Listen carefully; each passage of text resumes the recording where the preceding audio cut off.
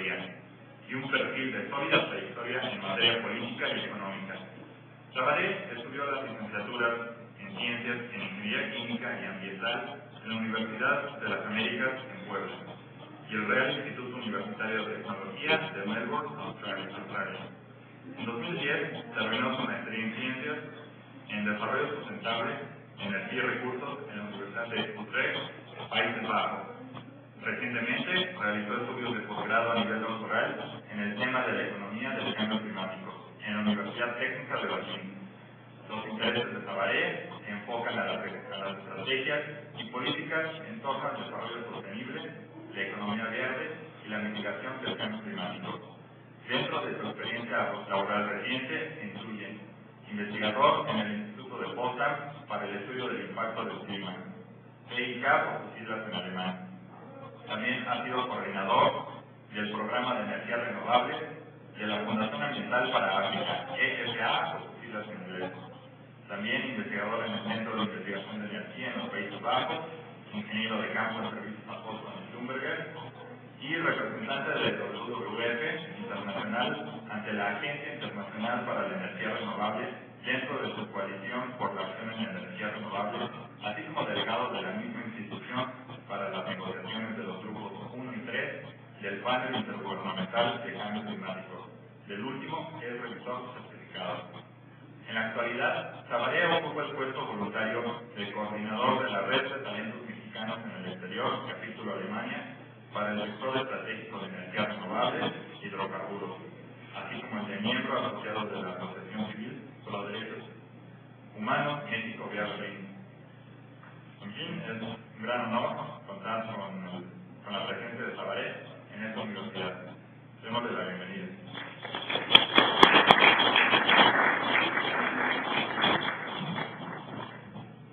Antes de empezar, estaba bromeando que es una pena que no haya un banquito para el micrófono.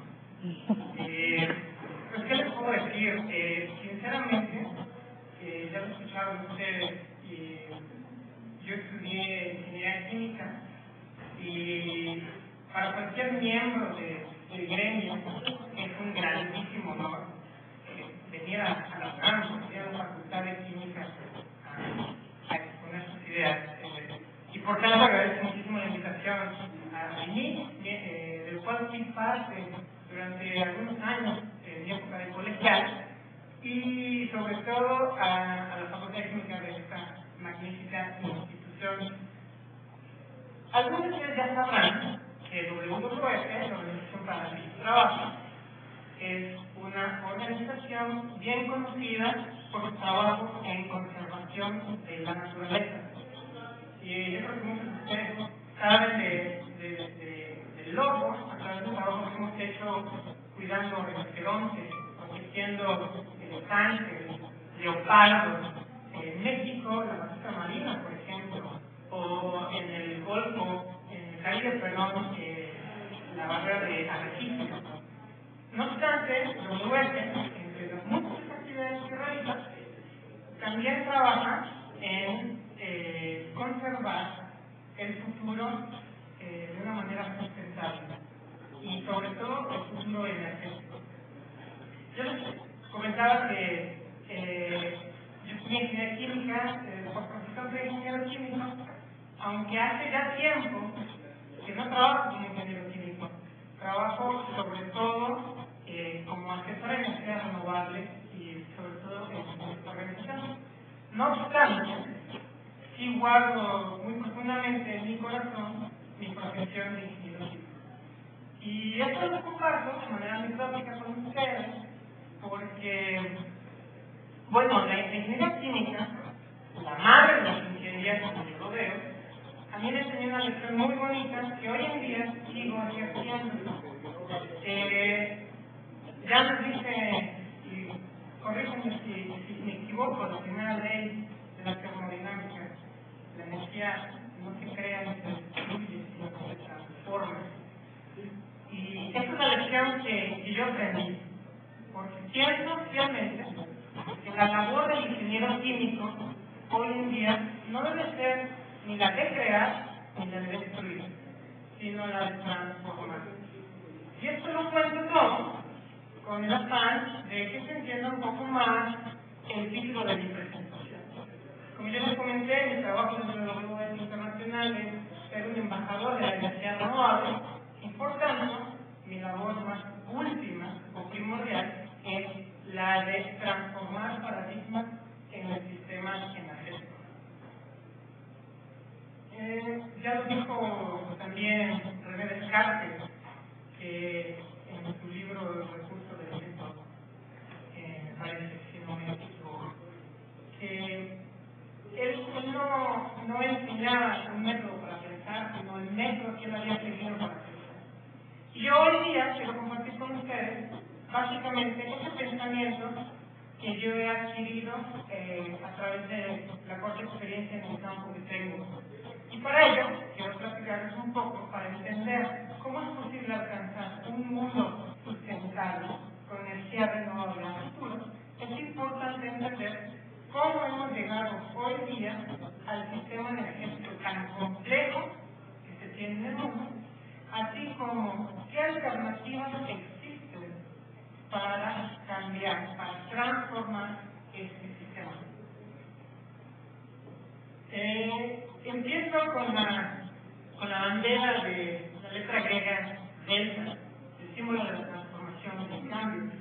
Y me permito citar a País Virón, algunos de ustedes quizás lo conocen, País Virón es el jefe de economía de la Agencia Internacional de Energía, que recientemente en el Foro Económico Mundial pues expresó su admiración por el desarrollo en China a través de esta cita. Él dice que en China, o China, mejor dicho, ha alcanzado la revolución de todas las revoluciones.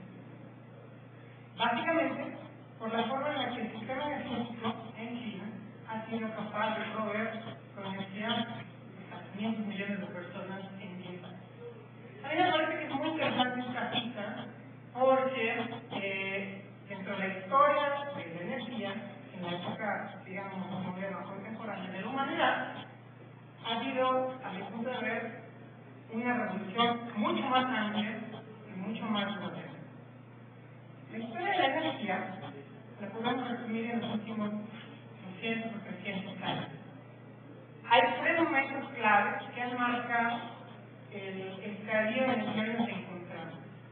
Tres eras que comúnmente se denominan eras del carbono y mismas que han permitido o han dado la pauta a una transición energética a lo largo de la historia. No voy a hacer mucho énfasis en cada una de estas etapas, seguramente ustedes las conocen, voy a comentarlas brevemente.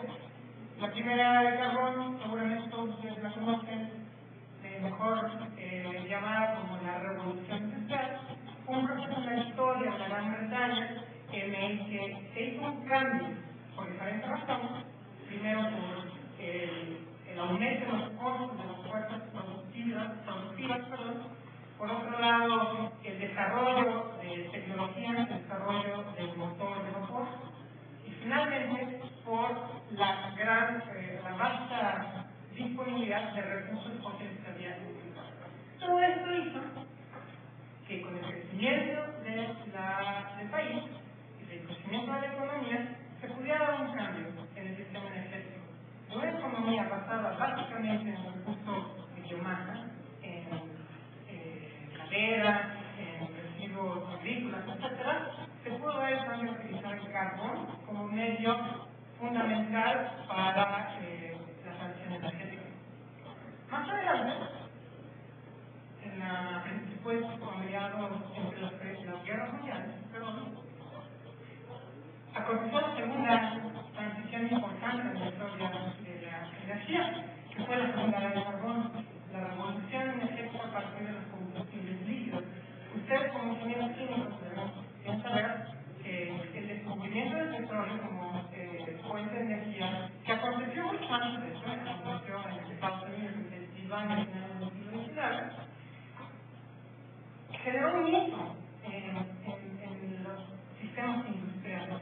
Por primera vez en la humanidad, y aunado al avance tecnológico de la invención del motor de combustión interna, se pudo contar con motores más pequeños, mucho más eficientes y menos contaminantes, que transformaron la energía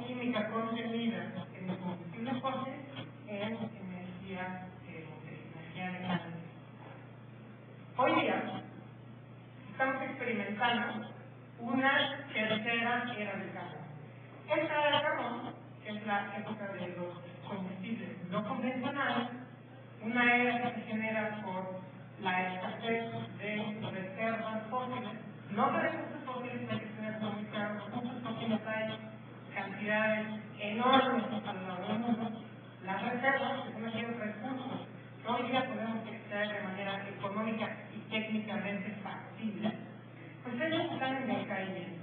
Entonces, la tercera era del carbón, que en época de la era de los combustibles no convencionales, trata básicamente de recuperar esos combustibles que anteriormente, por sus costos, no pudimos sacar. Ustedes seguramente han escuchado, con la reciente reforma energética, con el debate sobre la energía en México, el tema del shale gas, del gas de diésel.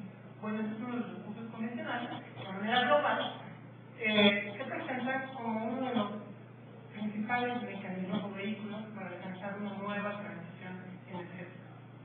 Si vemos ya el panorama global, a lo largo de estos 200 años, podemos ver que el consumo energético ha aumentado 20 veces más. Lo que nuestros antecesores consumían hace 20 años, hoy día 20 veces más. Esto trae, sin duda alguna, muchísimos beneficios: desarrollo económico, crecimiento, pero también trae muchos impactos. Como ustedes saben, los combustibles fósiles, al ser quemados, pues generan gases de efecto invernadero. Si nos remontamos a la gráfica de la izquierda, podemos ver que así como el consumo energético creció 20 veces, nuestras emisiones también han crecido exponencialmente, sobre todo el dióxido de carbono. Hoy día, el dióxido de carbono que se acumula en la atmósfera, entre otros reservorios naturales, como son el mar, por ejemplo, ha alcanzado concentraciones que jamás en la historia reconocida del hombre se alcanzaron. Si nosotros vemos la gráfica de la derecha, en los últimos 800.000 años, nunca hubo una concentración de dióxido de carbono tan alta como la que existe hoy día. Hoy día tenemos alrededor de 400, mayor a 400 partes por millón de dióxido de carbono en la atmósfera. Ahora, esos son números que a lo mejor son triviales para muchos, pero para muchos otros no lo son.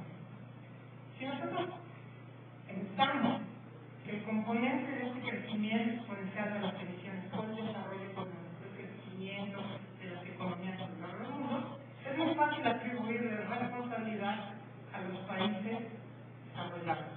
Hace 10 años, en 1990, podemos ver que alrededor del 70% de las emisiones de dióxido de carbono relacionadas con la quema de combustibles fósiles era atribuida a los países en desarrollados.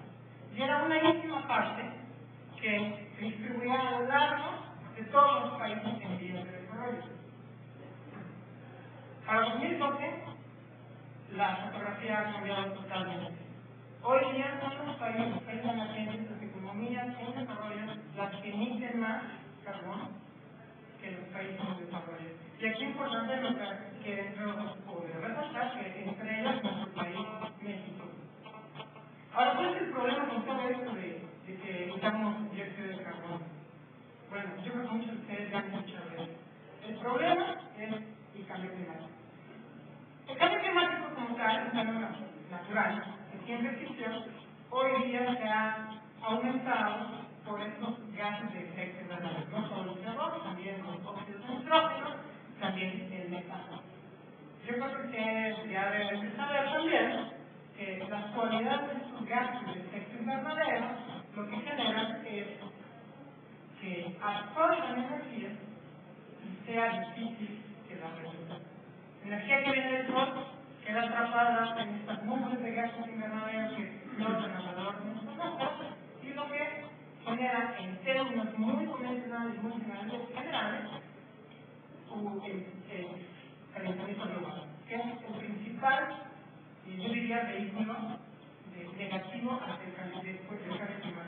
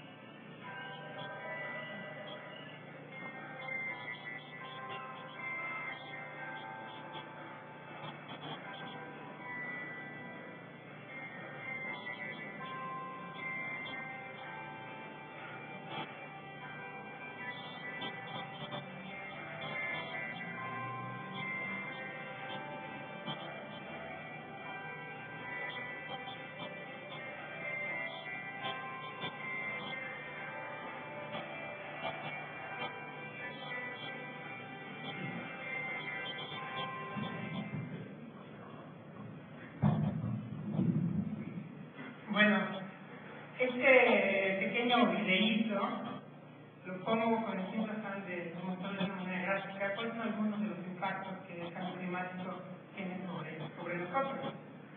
En términos generales, los efectos son, ¿no?, acontecen en todos lados del mundo.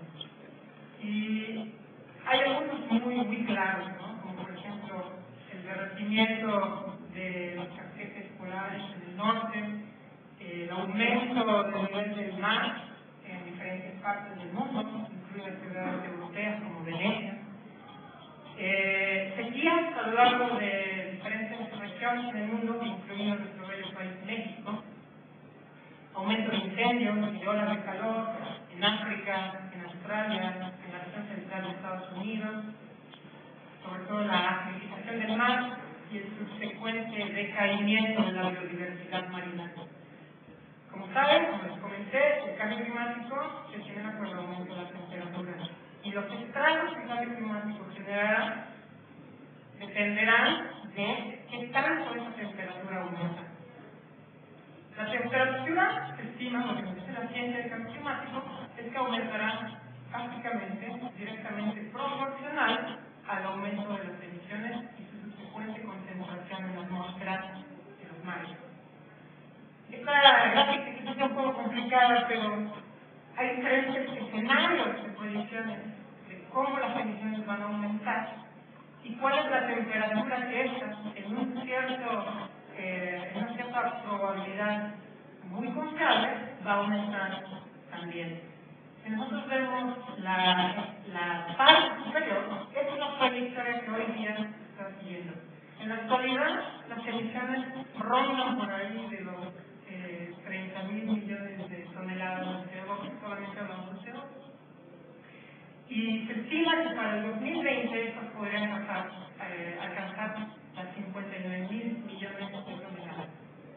Si nosotros quisiéramos evitar con cierta confianza los estragos más importantes del cambio climático, la temperatura global al fin del siglo, fin de la centuria, no debería aumentar más de 1.52 grados centígrados, lo cual nos permite a la parte inferior de la gráfica, la parte en verde.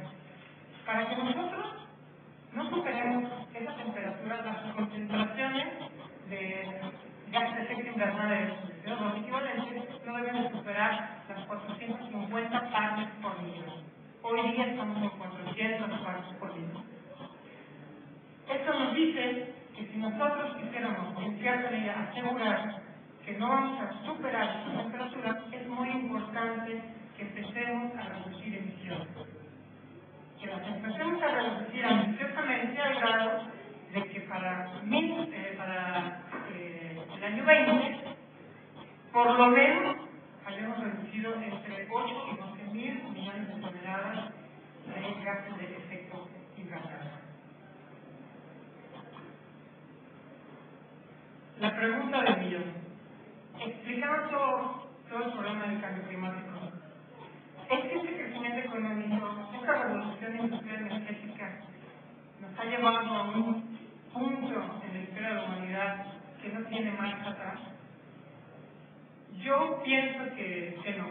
Y pienso que no porque una de las opciones que podemos empezar a hacer para mitigar el cambio climático es transformar este sistema energético fósil en el híbrido. Y para ello es importante hacer uso de las energías renovables, energía eólica, energía oceánica, energía geotérmica, hidráulica, la energía de la biomasa. Esta es la segunda parte de mi presentación, bajo la insignia Z, el símbolo del potencial, y bajo esta cita de Nicolás Copérnico, uno de los grandes astrónomos de la historia, que nos dice: cerca del Sol se encuentra el centro del universo. Escogí esta cita porque, en definitiva, el potencial de energía que nosotros podríamos extraer a partir del Sol es básicamente infinito. Ahora bien, no solamente el Sol es una fuente de energía renovable importante, lo son también las anteriores, las que ya mencioné, la hidráulica, la biomasa, la eólica. Estos son más varios producidos del pulso energías renovables en el IPCC, donde nos muestra cómo la distribución del potencial de energías renovables a lo largo del mundo, si bien cambia, en lo general básico para todos. Por ejemplo, México, el potencial de energía renovable, tomando en consideración todos los recursos y todas las fuentes, podría ser entre 15 y 20 veces el equivalente al consumo que hoy día tenemos. Yo no sé si ya sentí algo, como... ¿no? La energía renovable,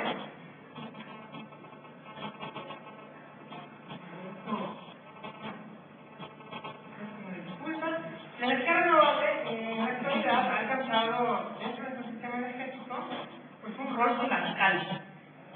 En la actualidad producimos alrededor de 870 terawatts de electricidad solamente provenientes de renovables. El número para un social sonará un tanto imparcial. Bueno, este número es básicamente el consumo eléctrico de Unidos, de Canadá y México juntos. Más allá, bajo las tendencias de energía renovable, bajo las penetraciones de tecnologías que hoy día existen, se estima que para el año 30, entre el 30 y 40% del consumo eléctrico mundial, incluido energías hidráulicas, va a ser abastecido a partir de renovables. Ahora, este estadio de energía renovable al que hemos llegado tiene básicamente dos razones. Primero, porque ha existido inversión en materias tecnológicas e inversión en el sector renovable. Si nosotros vemos la gráfica superior, desde el año 2004 las inversiones, exceptuando el año 2012, no han hecho más que crecer. Porque el nivel de inversión en energía renovable en la actualidad es de 250 millones de dólares, que es el equivalente al Producto Interno Bruto que generan muchos países de América del Sur, por ejemplo, Uruguay, Paraguay, Perú, etc. Es también importante resaltar que este crecimiento de las inversiones de energía renovable, viendo la gráfica inferior, ha superado la tasa de crecimiento de las energías fósiles. Otra vez, los escenarios conservadores nos dicen que al nivel de inversión que tenemos hoy día, es muy probable que al 2030 las inversiones sean muchas veces más, 4 o 5 veces más en energía renovable que en combustibles fósiles. La segunda razón por la cual podemos explicar que las energías renovables no han alcanzado el nivel que han alcanzado hoy en día es por el compromiso político. Porque a lo largo del mundo, distintos países han decidido comprometerse por un futuro más sustentable. En la actualidad, más de 138 países han adoptado objetivos de energía renovable, ya sea como expansión de la capacidad instalada, con suministro u oferta de energía primaria renovable, con suministro eléctrico. Y más allá de estos objetivos sobre energía renovable, hay muchos otros países que también han adoptado marcos regulatorios, marcos políticos pro energía renovable, a partir de estándares de energía renovable, a partir de la taxación de los combustibles fósiles, etc. Y aquí es donde entra la mala noticia. A pesar de todo esto que les he comentado, las energías renovables siguen corriendo en desventaja con las energías fósiles. Al año 2012, el consumo eléctrico mundial a partir de energías renovables modernas, excluyendo la energía hidráulica, es de alrededor del 5% de la demanda global. Y si nos vamos a términos más generales, al término de energía primaria, que no solamente incluye la energía eléctrica, sino también incluye el calor o el servicio de transporte de movilidad, podemos ver que el número no es tan distinto. Alrededor del 5% de energía primaria es abastecida a partir de energía renovable. Y sí, es cierto, la energía renovable, comparando el año 2012 con el 1990, ha crecido 700% Pero, les decía como fósil, las inversiones, el desarrollo de la sociedad instalada a la revolución también ha aumentado. Y esto hace que la energía siga siendo mínima en comparación con las convencionales. Y aquí me gustaría hacer una pausa para no aburrirnos, para un poquito más de interacción, pero que están cediendo. Es utópico pensar en un mundo 100%.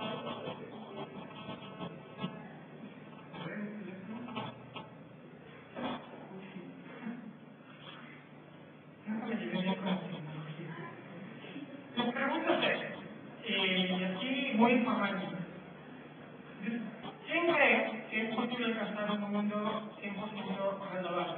Me gustaría, no somos muchos, entonces espero que por lo menos finjamos un poco y participemos. Levanta la mano quien cree que es posible alcanzar un mundo 100% energía renovable, tomando en cuenta todo lo que ya les he contado. Tenemos un candidato. Es posible. Muy bien. Ahora, la siguiente pregunta. ¿Quién cree que no es posible?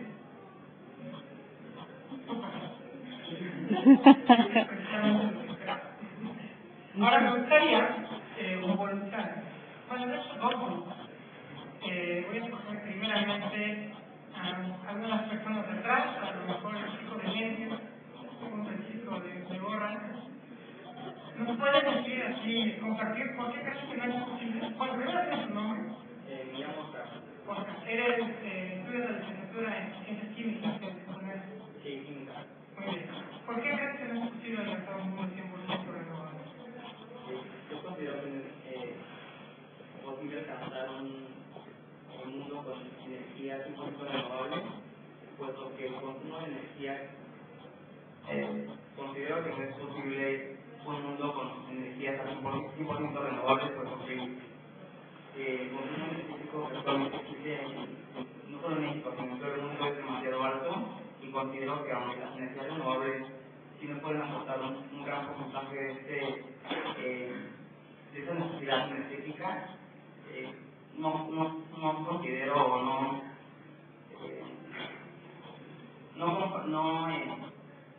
entiendo, o se me hace muy difícil entender que simplemente con energías renovables se cubren todas sus necesidades.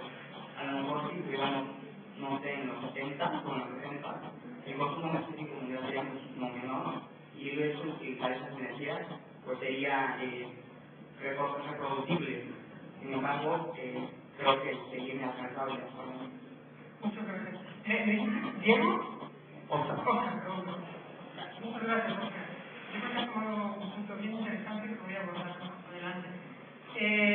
Muy bien, ahora alguna chica que quiera compartir por qué cree que no es posible que sea 100% renovable, y creo que ya tengo una candidata. Por favor, la chica en chaqueta blanca, aquí en la sexta, si me dices tu nombre. Mónica. Muy bien. ¿Por qué crees que no es posible alcanzar un mundo 100% energía renovable? Bueno, aparte de lo que dijo el compañero Oscar, efectivamente la demanda energética crece cada vez más porque están repartiendo intereses económicos y no es tan barata. Entonces necesito energía renovable o sustentable que los combustibles fósiles y otras fuentes de energía. Muy bien, muchas gracias. Y ahora voy a tornar un poco la moneda, y la única persona que levantó la mano, que sí es creyente de que es posible alcanzar un mundo 100% renovable, me gustaría saber cuál es su opinión. Gracias, felicitaciones con los nombres. Muy bien, muchas gracias.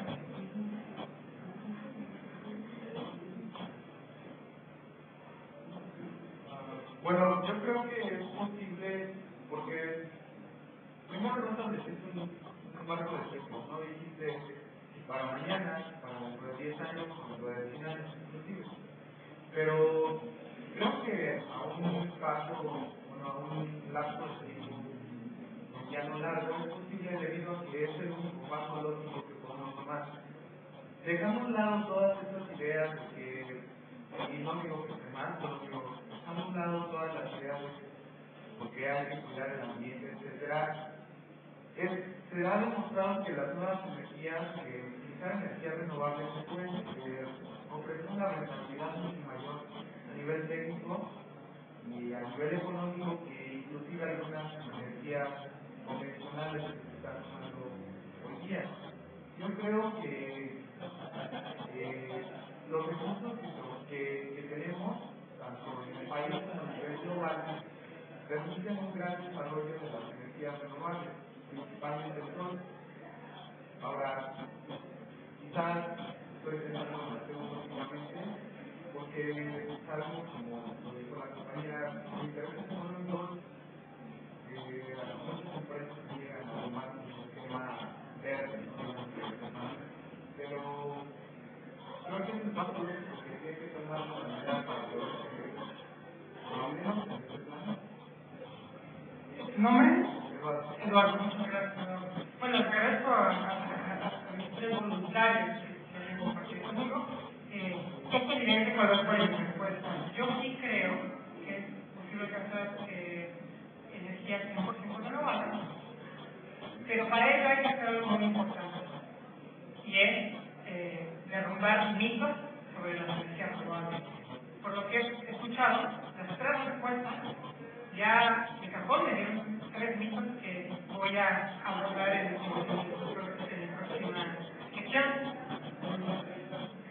Para esta sección tomé como símbolo, como bandera o estandarte, la letra I, que es la letra griega que dentro de la economía se utiliza para la elasticidad, o la manera en la que yo lo interpreto para ver qué tan flexible puede ser los ciclos. Y utilizo esta cita célebre de Bertrand, que es uno de mis filósofos favoritos, que dice que, y con la cual concuerdo, hay un poco de maldad en afrontar retos justificándose a partir de mitos.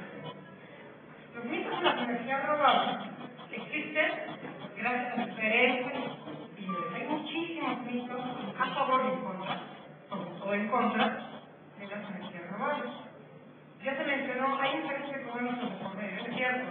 Muchos de los mitos que existen sobre las energías renovables son impulsados por agendas con interés, sobre todo aquellas industrias que ven su negocio a partir del consumo de energías fósiles o nucleares.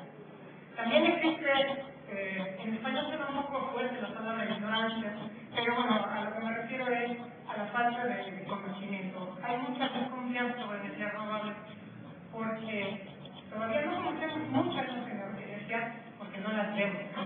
Las tecnologías están avanzando, son maduras tecnológica y económicamente, pero como no las vemos, no sabemos de ellas, por tanto desconfiamos. Otro punto importante que alimenta los mitos es básicamente la desinformación, la magnificación de incertidumbres, la mala interpretación de factos, de hechos o de energías renovables, o en muchos casos también relacionados con intereses particulares, el impulso de agendas científicas que no tienen un rigor ni académico ni tecnológico. Ya os dije, hay muchísimos mitos en torno a las energías renovables. Yo voy a abordarlos, me parece que curiosamente, o por fortuna para mi presentación, son los que he incluido en mi diapositiva. Lo primero es el tema económico. La realidad es que las energías renovables pueden ser tan costo competitivas como las energías fósiles o convencionales, incluyendo la energía nuclear, como pueden ser inclusive más baratas. Existe el mito de que la energía renovable per se es cara. Hoy día esto es un mito grande. Hay diferentes estudios, este es solo un estudio de la Agencia Internacional de Energía Renovable, basado en información al día con empresarios, con gente, con inversionistas, con productores del sistema eléctrico, a lo largo de todo el mundo, en diferentes países, donde nos muestran una comparación del costo de energías fósiles, la franja azul inferior, con el costo de generación eléctrica de diferentes renovables. Y podemos ver que, por ejemplo, a gran escala, a escala energía como la geotérmica, la hidráulica, la biomasa, en muchísimos lados del mundo es mucho más barata que generar electricidad a partir de nuclear o de gas o de carbón. También vemos, por ejemplo, que la energía eólica en muchos lugares del mundo, si bien no es más barata que la energía fósil, es costo competitiva. Es decir, hay regiones en las que es más barata, hay regiones en las que es un poco más cara, hay regiones en las que tiene el mismo costo de generación. En términos de energía solar, a gran escala, solamente en países donde hay un gran recurso, donde hay un avance tecnológico importante, como el caso de Alemania o España, producir electricidad a partir de energía solar es costo competitivo, a gran escala. No obstante, en casi todos lados del mundo, generar energía eléctrica solar en sistemas no a gran escala, es decir, en sistemas descentralizados, cada vez es más barato. Entonces, eso es un mito que a mí me gusta mucho comentar porque es claro que no se gira en base a la economía, y estoy muy de acuerdo con nuestros colegas, que las energías renovables van mucho más allá del medio ambiente. Hoy día, las energías renovables tienen impactos macroeconómicos grandísimos. En el mundo existen más de 5 millones de personas que están reclutadas por el sector energético renovable. Hoy día, en Europa solamente, el revenue que genera la industria de energía eléctrica es muy superior que el Producto Interno Bruto de países, ya no de Sudamérica, sino países como México o Centroamérica. Bueno, el revenue de México, en términos de Producto Interno Bruto, no es más grande que el revenue en Europa, pero sí es alrededor de un 50% por ejemplo. Otro mito importante tiene que ver con la confiabilidad tecnológica de las energías renovables. Se cree que porque el sol nunca sale en algunos países, porque no siempre llueve, o porque la mitad del día tiene 12 horas de oscuridad, o porque el viento no sopla en algunas regiones, es imposible que la demanda eléctrica mundial o energética se cubra a partir de energía renovable. Este es otro mito que a mí también me gusta hablar. Es cierto que cuando uno ve una turbina eólica por unidad, por sí misma, quizás no sea tan confiable como ver una planta, una mega planta de carbón.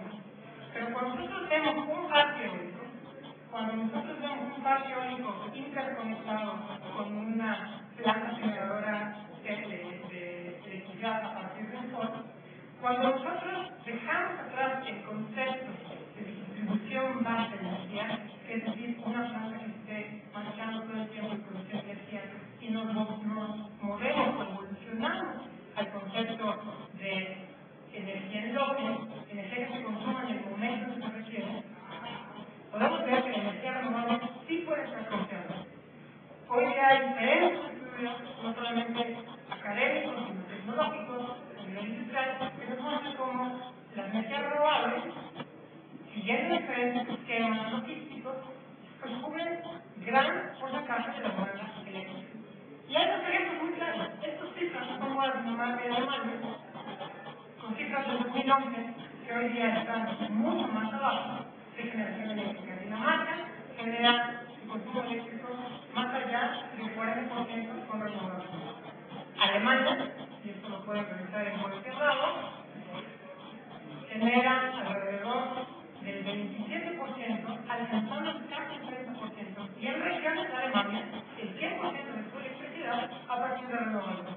Y esto no lo es todo. Las proyecciones para estos países en el futuro también muestran los compromisos y las ambiciones que sus gobiernos tienen en materia de generación eléctrica.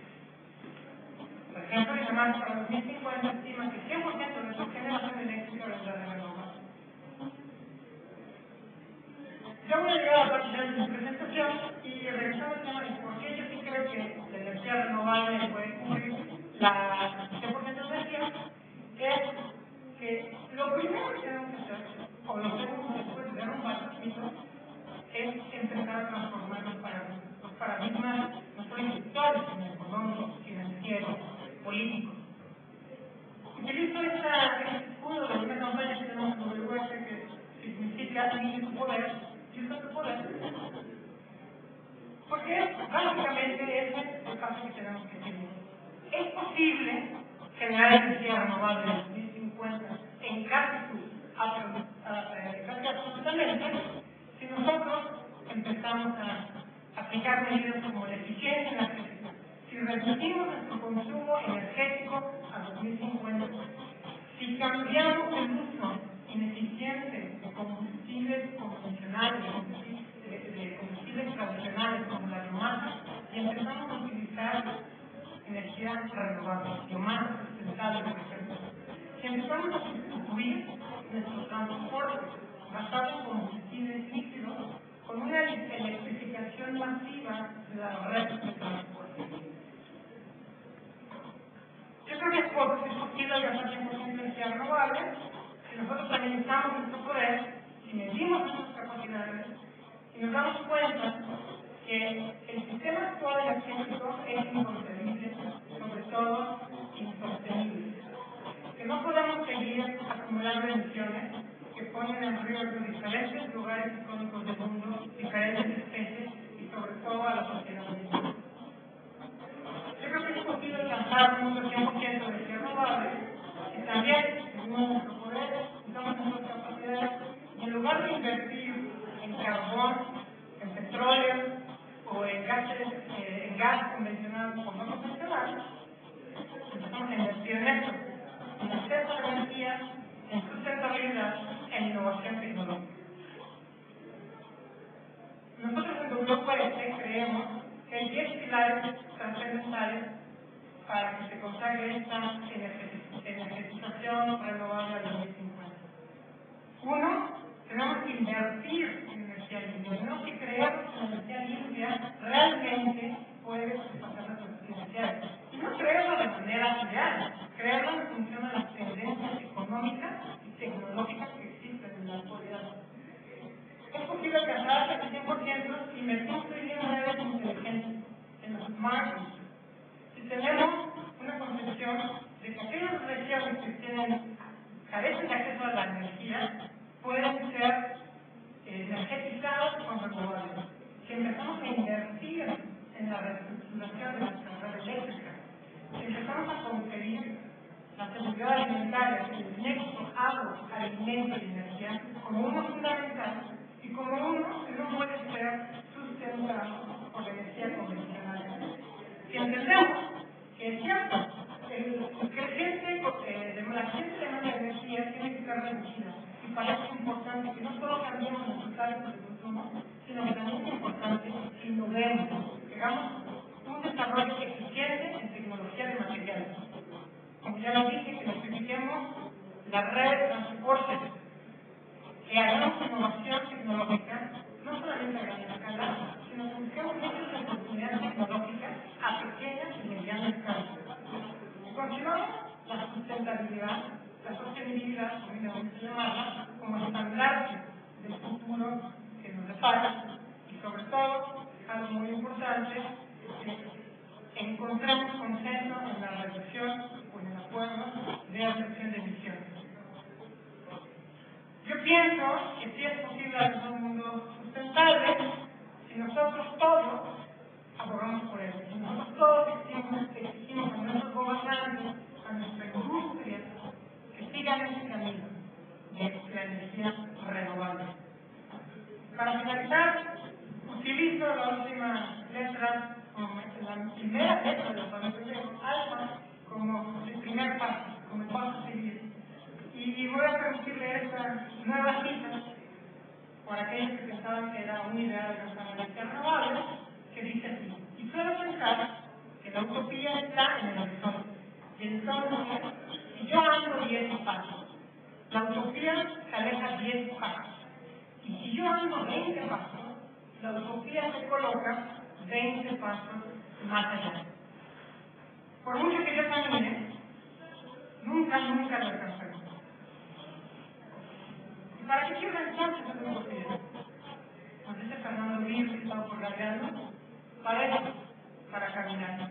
Y yo creo que esto es la medida importante para nosotros medir nuestras capacidades de alcanzar ese futuro sustentable. Que sí, creemos que 100% energía renovable es utópico, pero que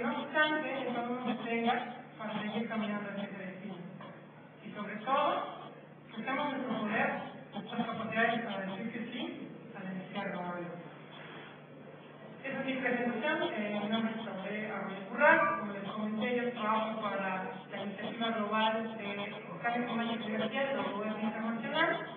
Este es mi correo, mi cuenta de Twitter, están los datos de nuestra campaña Más Poder, misma a la cual invito a ustedes que formen parte, que es Tenemos que firme y muestren su apoyo a tal. Y bueno, estos son los datos de mi organización, su cuenta de internet, @energy@panda.org, y nuestra cuenta de Twitter, Gracias.